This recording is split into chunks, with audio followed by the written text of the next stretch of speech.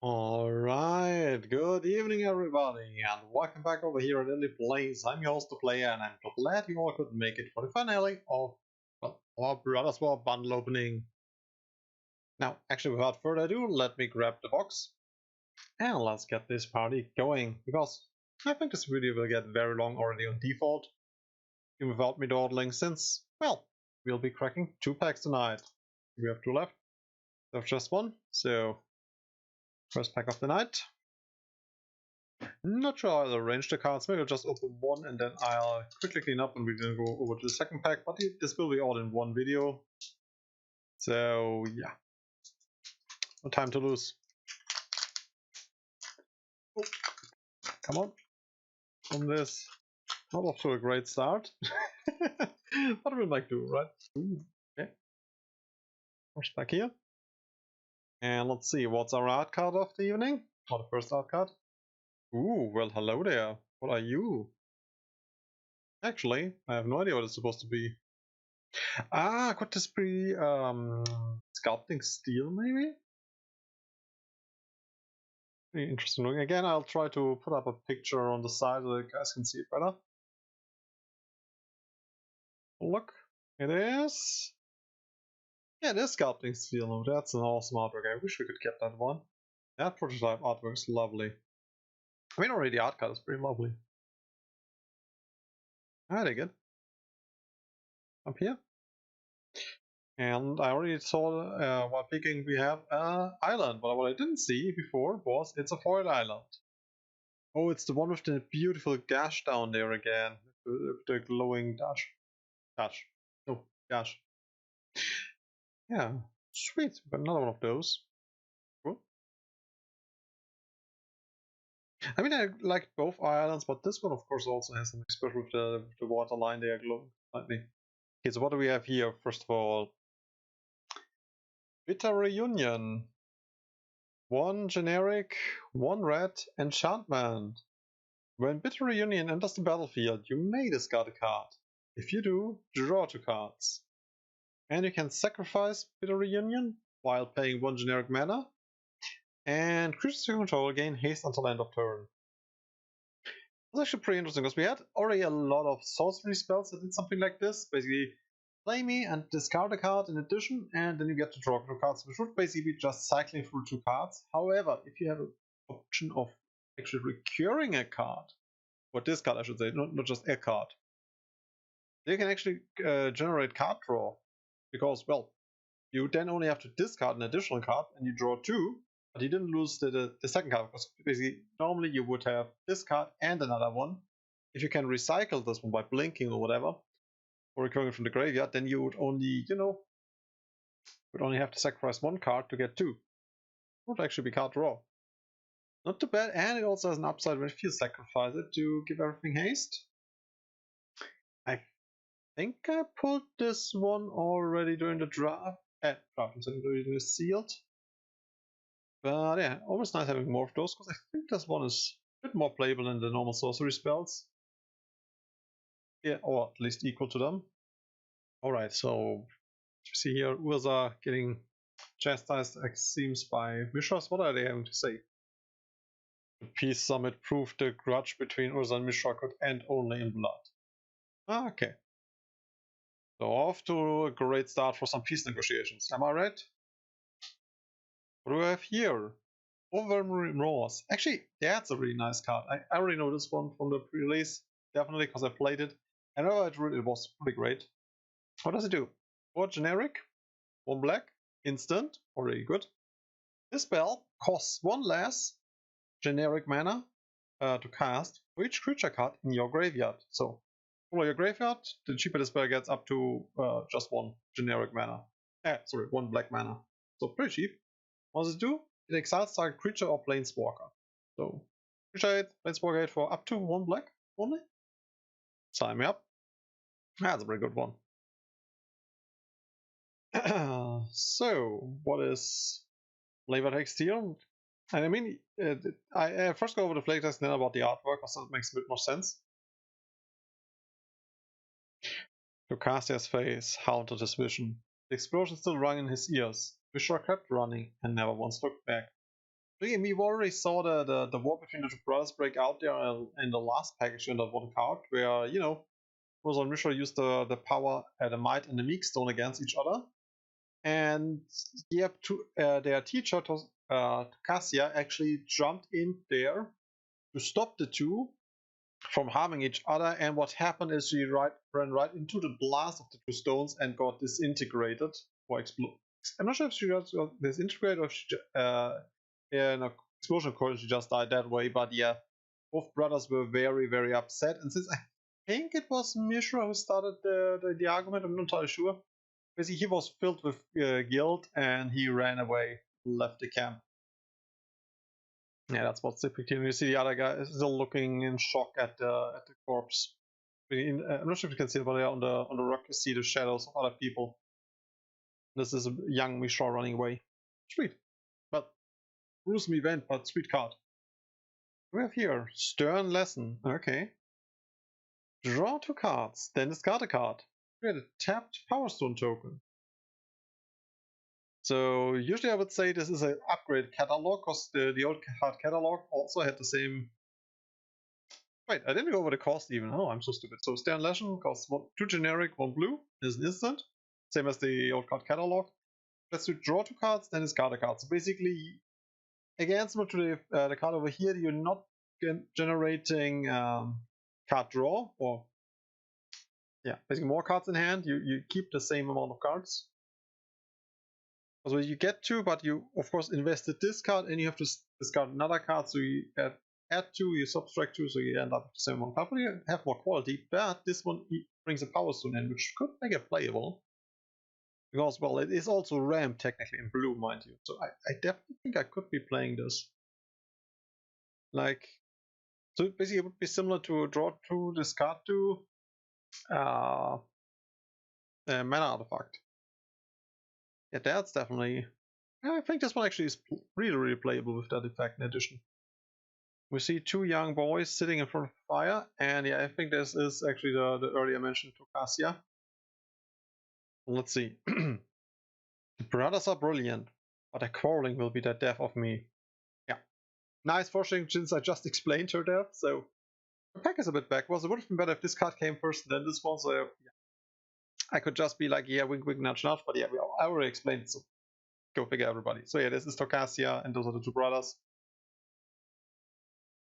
Okay, oh, what do we have here? Kasia's Dig Site. It's a land card. Common still.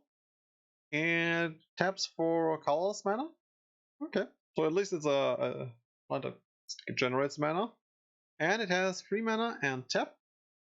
Surveil 1. What does Surveil do? Look at the top card of your library. You may put that card into your graveyard. So yeah, you can look at it. Oh, I don't like drawing that. Well, I like that in my graveyard. And we'll put it in the graveyard. On a common land, I think that's pretty good. So I should be able to pick up a few cross, because it is actually. Oh, I would actually need to look. I think that's pretty similar to another card I was playing in my decks, which required you to have blue in there, though.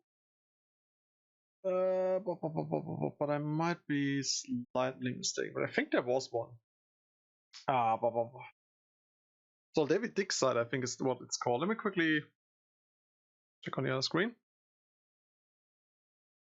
Okay, it's almost the same as the card I was thinking. Yeah. So David Excavation basically is a land that it has a bit more complex and the battlefield ability than this one. But it allows you to put that card on the bottom of your library. So this one still is a bit worse, and it costs more mana to activate. But still, you can use this one in non-blue decks. I think I'll cut out the type and everything, but yeah, basically I just looked up the card I was thinking about, the Salvage Excavation, which this one reminded me of. It's similar but not identical, but as I said, you can play this in any card deck. Ooh, what do we have here? Transmogrant Altar.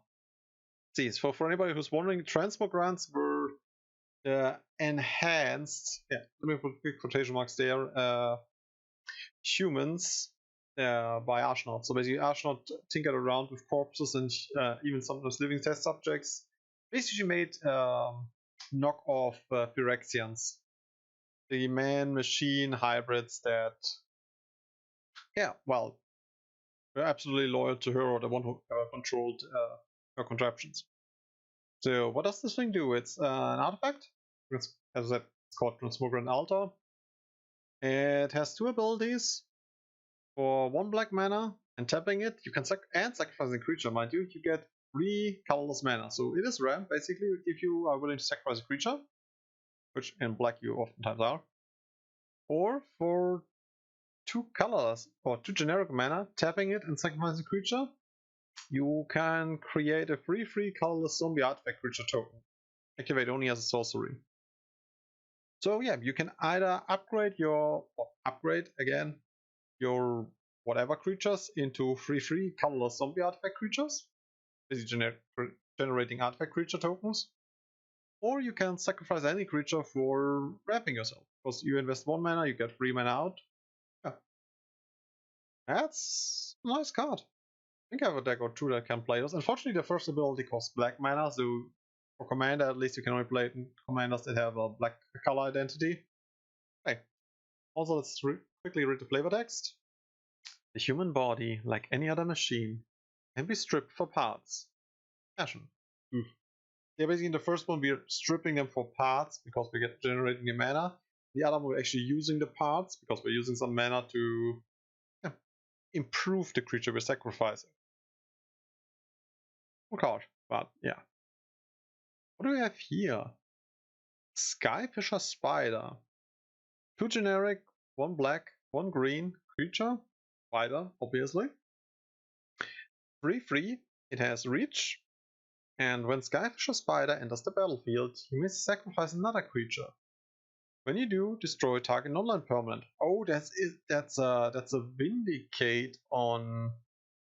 No, not Vindicate. Vindicate can destroy also lands, but what's that one? Maelstrom Pulse? A slightly about Maelstrom Pulse. In creature form. Ooh, I definitely have uses for that. And when Skyfisher Spider dies, you may gain 1 life for each creature card in your graveyard. If you do, exile Skyfisher Spider from your graveyard. Oh, that's an interesting ability as well. Like, it is modularized, and I can get the life gain, but then this card will be gone, or I can let it go to the graveyard, not gaining life, and then I can reanimate later to again get the upper effect. The only downside, I think, or downside if you want to call it like that, other creatures or old creatures that had similar effects like this one would have sacrificed themselves for the effect, but in this case you actually have to sacrifice another creature, so you already have to have something on the battlefield to use this one. But still, definitely cool card. I like it. No flavor text here, so not much I can say. As I said, just 4 mana 3/3 with reach. It's fine, and the upside abilities definitely make it worth playing. Right here. Oh, I know this little guy. Played him a lot during the previous as well. Gnawing Vermin. Okay, so that's the English name of it. And it's for 1 black mana, creature red, 1/1. When Gnawing Vermin enters the battlefield, target player mills 2 cards. So you can either use that to get some value into your graveyard if you're playing Reanimator, or you can annoy the enemy by milling them, which is a little more annoying than actually really comboing or something, I guess. And when it dies, target creature you don't control gets -1/-1 enchanted. So this is basically an upgraded Festering Goblin for, in case you don't know, that Festering Goblin was one of the first creatures I think that did that. Also costs 1 mana, was 1/1, and when it died, it gave another creature -1/-1. The thing is, the Festering Goblin, if only you had creatures, had to target one of your creatures. It had to, whereas this one cannot target your own stuff. So yeah, if you're the only one with creatures, you still don't end up losing 1 by accident due to that. So cool. Oh, also let's go over the flavor text real quick. Almost forgot that. Everyone warns about the sand and the food, but the rats are worse than both put together. Sandwell, letter to his family. Gotcha, good there. So here we have this lovely little critter. Sweet. Only funny. Oh, who are you, my good sir? A junkyard genius. 1 generic, 1 black, 1 red. Creature human artificer.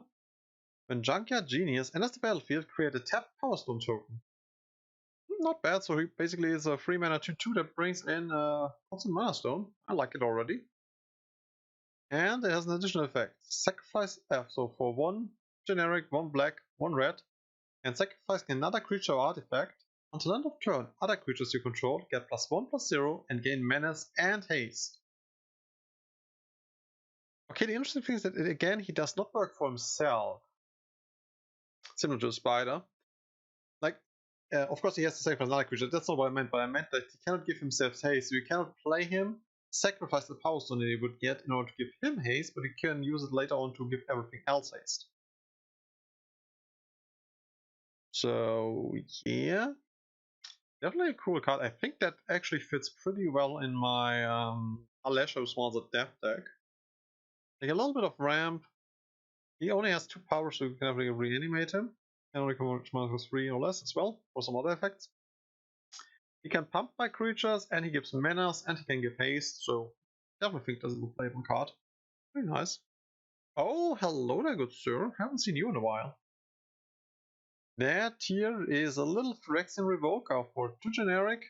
It's a 2/1 artifact creature Phyrexian Horror. I think he's from Mirrodin Besieged or New Phyrexia, I'm not entirely sure.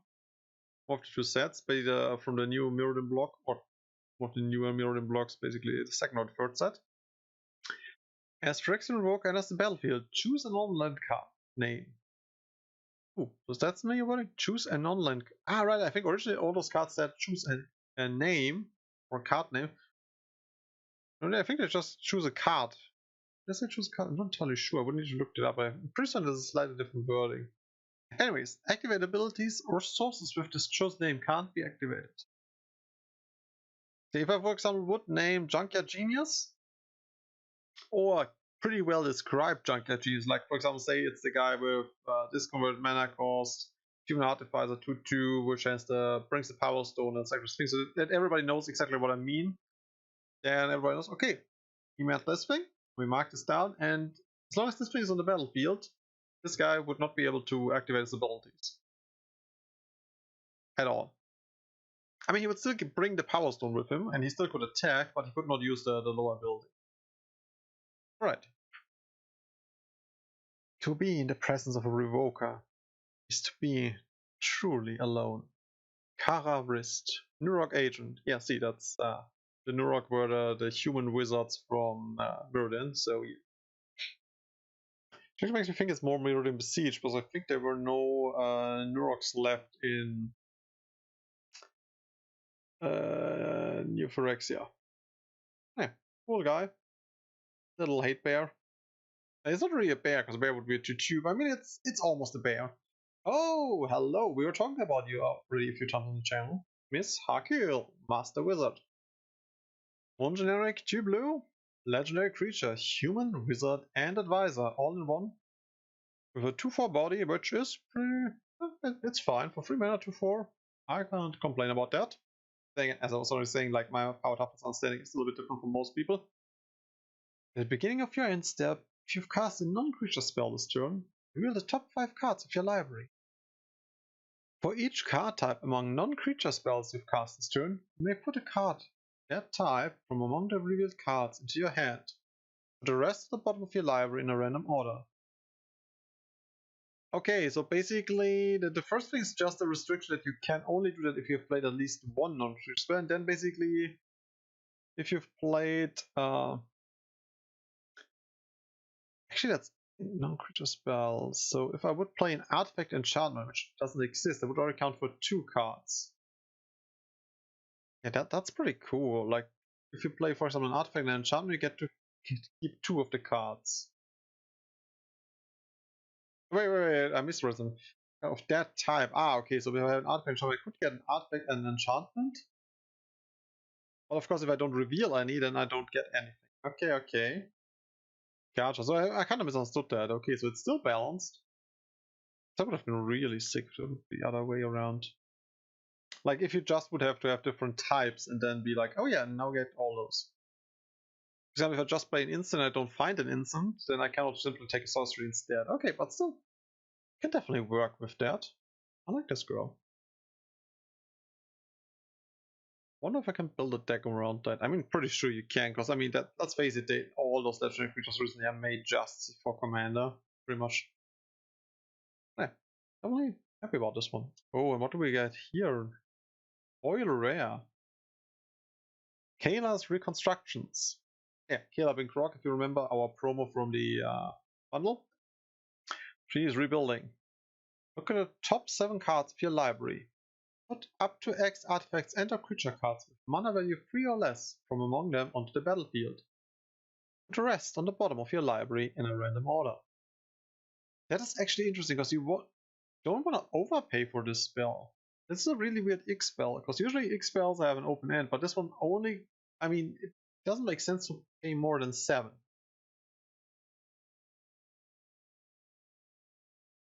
So the maximum you will pay for this spell ever is 10. Really interesting artwork.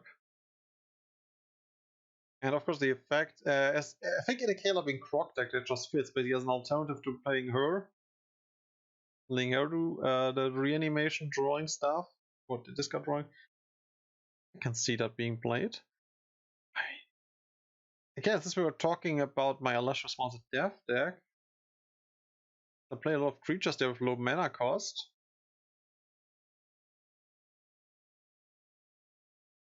Yeah, I can see that being playable. Pretty sweet one. Oh, I also should go over the flavor text real quick. Anyone can destroy a continent. Few have the vision to rebuild one. This is a pretty good card. I like it. I mean, I'm not saying good as in I don't win tournaments and stuff like that. It's only playable. The right deck. And we got another one of those double-sided token things. Fuse token, whatever. You know what I mean. Alright, first pack of the night. Pretty happy with that. Now how do we want to do this? I think we just move everything up. I quickly make a recording break simply so that we, you know, that can clean up a little. And then we hop into the second pack. Just as with more place. And yeah, catch you all in a second. Alright everybody, and we are back. Just a quick disclaimer, I have just put all the cards that we just pulled up in a small stack, so we have a bit of space. Oh, and yeah, that's all to pack number 2 for tonight.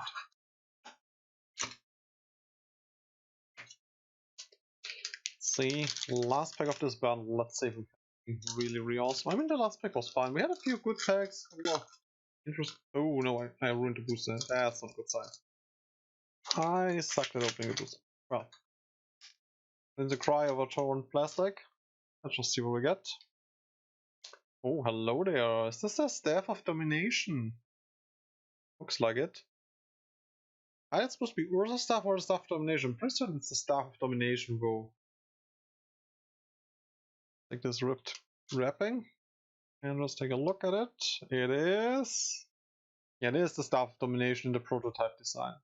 Really great artwork. I kind of think that it kind of reminds me still of the design of the Urza's Staff anyways. Yeah, cool. Just say there. Great card. And also, I mean, okay, you could argue, like, I just like it for all the utility it brings along, but most people just play this one for the, you know, the comboing and stuff like that. Because then it's also a cool card, let's face it. You have to face off against that, just going infinite. I'm gonna crap out of everybody. Hey. And we got one of the 2 planes. Unfortunately, I think that was the one that was not as good looking. Yeah. But hey, never mind. Okay, first card of this pack. Unleash Shell. Okay, slightly interesting name. 3 generic, 2 red. Instant. Unleash Shell deals 5 damage to target creature or planeswalker, and 2 damage to the permanent's controller. Well, this is... I mean, yes, it is... Oh. Ooh, actually... I don't know. It's... I think would get a similar effect for 4 mana, which... And even there I was a bit overpriced. For 3 even?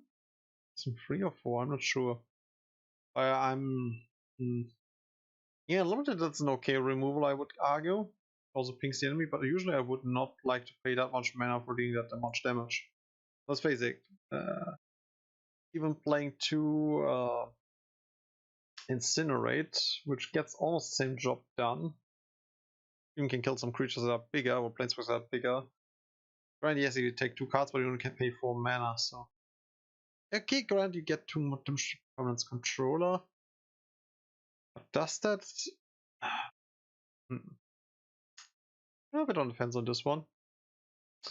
Wait, I don't want to waste too much time, so let's see. The new cannon's destructive power more than made up for its unpredictable blast rates. I just was like, wait, isn't there something missing? But no, okay, I just misread it. Okay. And it doesn't even say for which faction side it is. I mean, I would assume from the design it's a Mishra card. We don't get a clarification there. Okay, so let's see. Another red card. Excavation Explosion. 2 generic, 1 red, a sorcery this time around. Excavation Explosion deals 3 damage to any target, so creature, player, planeswalker, and create a tapped Power Stone token. So indirectly this only costs 2, so 3 damage for 2 for a target is fine. As I said, it's an Incinerate and Sorcery Speed, so slightly worse. But it brings up the token, so I'm absolutely fine. Like, I think all those cards that bring in a Power Stone are pretty valuable, except if you're playing aggro, of course. So, aggro doesn't want to play this, but every deck that needs a little bit of mana for late game, or at least even mid game, maybe, will definitely like playing those. So I think those cards are pretty good. Pretty good. Okay. What does the flavor text say? Most engineers could take weeks to dig out Power Stones. The goblins weren't so painstaking. Yeah. So Ursa looks like slow and steady as he does everything, and the goblins are like, let me go, boom, and I get to stones. Okay. Yeah, only a nice card. Let's see. Energy Refractor. 2 colorless mana. 2 generic mana, an artifact. An Energy Refractor enters the battlefield, draw a card.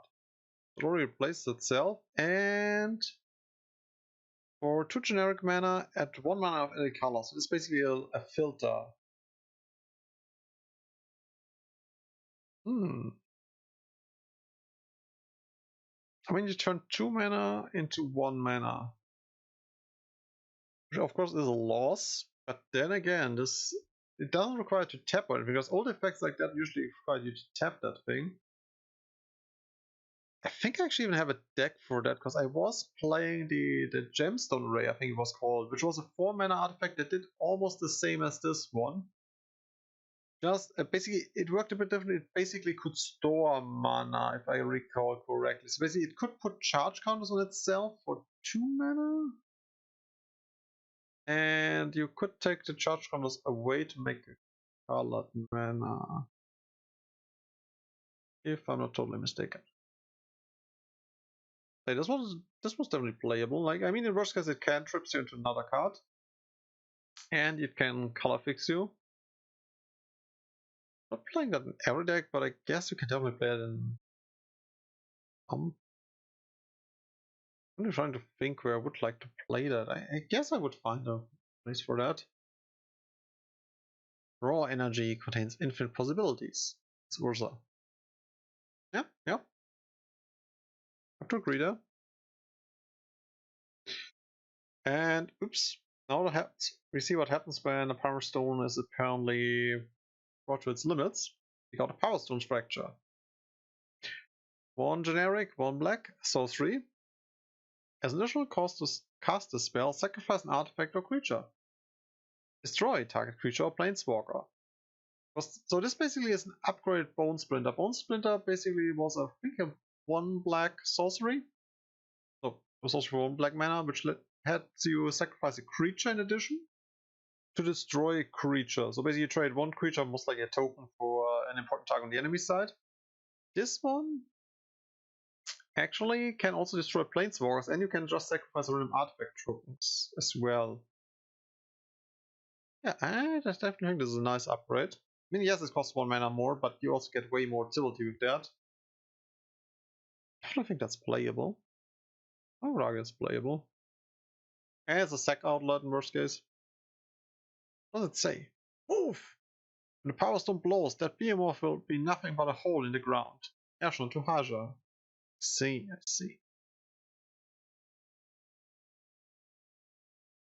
Alright. I don't really think this is playable. Let's see. Arbalest Engineers. Okay. What do we have? One generic, one red, one green. Creature Human Artificer. 2/2. When the Arbalest Engineers enter the battlefield, choose one. Either it deals 1 damage to any target. 3 mana to ping something for 1 is kinda lackluster, but okay. Put a +1/+1 counter on target creature, it gains trample and haste until end of turn. Now here we're talking. I mean, technically this might just boil down to, again, another damage potentially, but I mean, you could also help you get a big chunky guy that does not have trample to trample through. Bad. Or create a tap power stone token. Now here we're talking again. Again, I think this is playable. Simply because it's a 3 mana 2/2 that can bring you a ramp. I mean, granted, it's colorless ramp, but still it's ramp nonetheless. Or it can give you trample and haste, or it can ping something. I think those guys definitely are playable. Most likely in either, again, a blink deck or a bounce deck or something that can recure them. Or copy them, I don't know, but they are definitely playable, I would argue. Sweet. So, could imagine them in my Riku deck, actually. Or whenever I clone them, I get another Power Stone, bouncing them or giving them trample and haste. Yeah. Yep, not and I mean, technically, in worst case, it's 3 mana, a 3/3 trample haste. If they give themselves the counter, so yeah. Definitely playable. I was thinking so long. Like, I mean, the first effect was kind of like, yeah, 3 mana 2/2 with think something, but the other effects definitely make it. The card. And we have a battery bearer here. What does the girl do? The boy. It's a 2 generic, 1 green, 1 blue. Creature Human Artificer, a 3/4. So already a good body for that mana cost. Again, in my opinion. Creatures you control have tap, add 1 colorless mana to your mana pool. This can't be spent to cast a non-artifact spell. Oh, they turn every creature into a Power Stone bearer, basically. Or basically into a sort of a Power Stone. Like, oh, we don't have the token here, but you know what I mean, right? Because I don't have the token from the sidelines. Professional, not. You know what I mean, right? So, it's a ramp creature. And there's another upside. Whenever you cast an artifact spell with mana value 6 or greater, draw a card. Okay, so this is not happening that often. I mean, in limited, this is fine with all those big chunky guys. You know, the 7, 8, 9, 10 mana golems that we saw there, the other packs. And yeah, and the flavor text seems to be a pun because she always leads the charge. Yeah, because she's carrying the charge, and yeah, she's also in the front lines. Gotcha. Yeah, I think this is playable. I mean, it's another thing that all your creatures can make mana. I mean, yes, it's a bit restricted. Cannot. I mean, the problem, I guess, with this one actually is that usually in those kind of decks where you make a lot of creatures, you actually want to use the mana to play more creatures. This one cannot, but I guess you can still find ways to play her. Wouldn't write her off. I mean, she's okay to solid. Let's not say solid. Let's say she's okay. 3 mana for 3/4 with. It can add you 1 mana for abilities. Because, I mean, that also works for herself. And potentially draw you cards. Yeah, I can see that. I mean, not as good as this one, I guess, but still good. Hello, why are you here? Zarinth Steelseeker. 1 generic, 1 green, Human Artificer Scout. He has a snack and a ball. It's a 1/2, and whenever an artifact enters the battlefield under your control, look at the top card of your library. It's a land card, you may reveal it and put it into your hand. If you don't put the card into your hand, you may put it into your graveyard. Oh, so this is card fixing.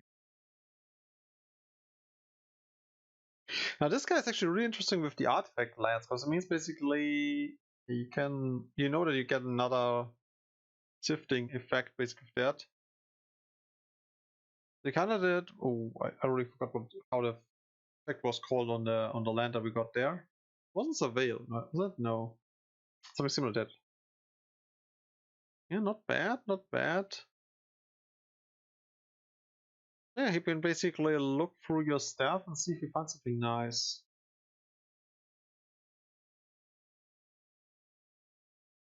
Why do you have enough artifacts entering the battlefield? I'm trying to think, was there something that let you turn lands that you play into artifacts? So then I could get going. Not remember from the top of my mind, but I think you can definitely do some shenanigans with that. Yeah, anyways, nice card. Oh, and we got another robot guy. We get Slicer, the hired muscle. 4 generic, 1 red, legendary artifact creature, robot. He's a 3/4 on default. He has double strike and haste. And more that meets the eye, which we'll come to in a second. At the beginning of each opponent's upkeep, you may have that player gain control of Slicer until end of turn. If you do, untap Slicer, goad it, and it can't be sacrificed this turn. If you don't, convert it. Oh, okay, so he can basically go to an enemy and he is then forced to attack someone. It actually forces the enemy into the combat step. I mean, granted, you have to go there technically anyways. He cannot attack you. And he cannot be sacrificed, so maybe this guy just will go ring around the rosies.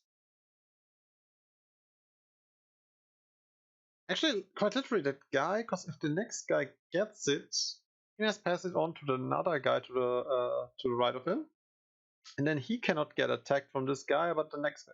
So it will keep on beating everybody, including you, right? Because goad effect always happens from the person who currently controlled it. No, wait, I'm stupid, I misread. They only gain control until end of turn, so at the end of turn you get it back, and then it goes again from you. Okay. This guy's better than I thought. I thought basically he just goes around the table and then everybody whacks the next guy. Oh, one of the next guys. Okay, that's not too bad. Double strike haste. Solid body, I guess, for that kind of effect. Could be stronger, but definitely solid. And he has more than meets the eye. So it's really say here, if you don't do it, he has to be flipped. And more than meets the eye, you can already play him on the other side. And to do that, you have to only pay 2 generic and 1 red. And what is he on the other side? On the other side, he's Slicer, high-speed antagonist. He is a living metal. As long as it's your turn, he is not only a vehicle, but also a creature. And he's a legendary artifact vehicle, and as when it's your turn, he also has his creature. He has first strike and haste, and whenever Slicer deals combat damage to a player, convert it at the end of combat. Because that way you can keep him at least for 1 turn always on your side, so... Wait, why would you... I guess I know why. If you don't want to send him ring around the rosies for whatever reason, you can then just keep him on your side and attack with him once. If he gets through, good. If he doesn't get through, well, then not so good. Okay. I mean, considering that's one of those, yeah, I'm okay with him. It's more like, basically just want to play equipment, slap that on him, I guess, or play buff spells and just go to town. Let him whack everybody around the table. Plus, maybe there's something that protects him. I can see that being playable. I already saw that while I was turning him around, so that's also a really nice card we got here. It's a Gilded Lotus in a beautiful design. Not sure if that's actually a new artwork. I haven't seen this one for the Gilded Lotus yet. I really like the old framing for that though. It's gorgeous. I already know in what deck that comes. I think I only play old framed mana artifacts in my Nif Mizzet except for Gilded Lotus, so I can definitely replace that there. Make them all old framed. Sweet. Yeah. In case you don't know Gilded Lotus is an artifact. Costs 5 generic. And it just has the ability to tap at 3 mana of any color to mana. So basically, you cannot make, like, for example, a red, a green, and a black. That doesn't work. But you can make, for example, tap it to get 3 red, 3 green, and so on. Mind you can also not make 3 colorless. So if you have effects that require specific colorless mana, that thing cannot serve. But yeah, great card nonetheless. Like it. I also like the artwork. That's a really nice point. Perfection of the Lotus reminds me of my hopes for this world and my failures. I will not rest until I've atoned for them. Karn. Also pretty sweet flavor text. I like it. And oh, we got another. No, wait. This is not Kaya's rebuilding order that we got here. This is Kayla's command. Oh, my bad. So Kayla's command. One generic 2 white sorcery. Choose 2. Create a 2/2 colorless construct artifact creature token. And or put a +1/+1 counter on target creature you control. It gains double strike until end of turn. Okay. Of course, the double strike was important if the creature already has haste or can gain haste. Or set your library for a basic plains card, reveal it and put it into your hand, then shuffle. Yeah, you only put it in. I mean, I guess it would be for 3 mana too strong almost the battlefield, because that would be nice white ramp. Or you gain 2 life and scry 2. So I guess most of the times it will just be like search the library for land and create a blocker. 3. So you get a discount Knight of the White Orchard. I think Knight of the White Orchard costs 2 white. But again, I think the Knight of the White Orchard can only trigger if you have less lands than an opponent. Yeah. I mean, and it also has other modes behind you. I mean, technically it only really has 3 modes that you want to use most of the time. I can see that being playable. I wouldn't know what I would take out for that in my mono white actually, because that one is pretty packed. But it's definitely an option to play. Yeah, I like it. See it working out. I mean, the last thing with the oh wait, it's gain 2 life and scry 2. Okay, never mind. The last one I just want to say is not that good, but it's scry 2. So you could search for a land and then scry. That would also be a good option. Maybe even preferable sometimes. Oh.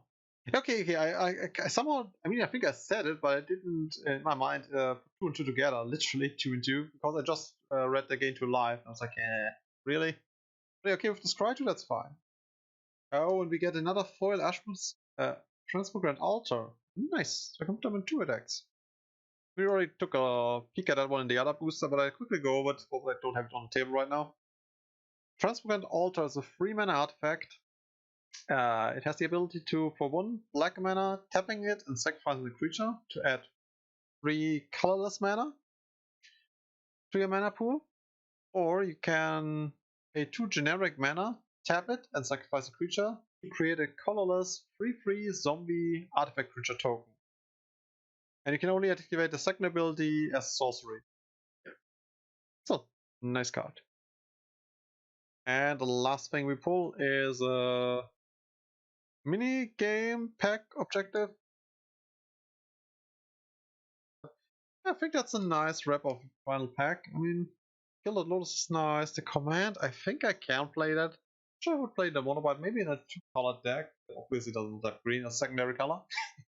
As well, then we would just play green ramp. So that's why it is mostly a ramp spell with some utility. Yeah, I think this is a nice pack overall. Like the altar set is nice. I'm not sure what. Yeah, I said I definitely know one deck where I want to play this. This guy, well, I'm not sure if I want to play Commander or on him, but he's nice. I definitely can see him. He's not really that political. Actually, people might hate you for playing him because there will definitely be some whacking. I know a lot of Commander players that hate that. But hey. Then we also have the Summon Steel Seeker. I mean, green is not really the main artifact color, but then again, with this set, there are some support spells for that, and also some support commands, I guess. So maybe we can build a green something artifact themed deck. I mean, if I would play even more artifacts, this could go actually into my my mono green, because I have a lot of artifacts in there, but that's more themed around creatures and being sneaky. Yeah. This was really good. Yeah, I should say I'm fine with this pack. And yeah, as we said, we also had the other pack. minute ago with the, and that's why I was like, we got a dupe, because I just saw the Y, the X, and the K in the name, and I was like, dang it, we got a dupe, but nope.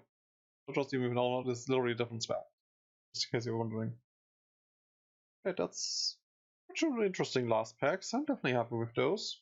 No complaint. Oh, I'm just going to browse and just a little camera with the hands. I'm sorry. Only two interesting final packs. Yeah, I was pretty happy with this event. Thanks again, everybody, very much for suggesting that during my streams / on the Discord. Had some fun with me. Did we get what we expected?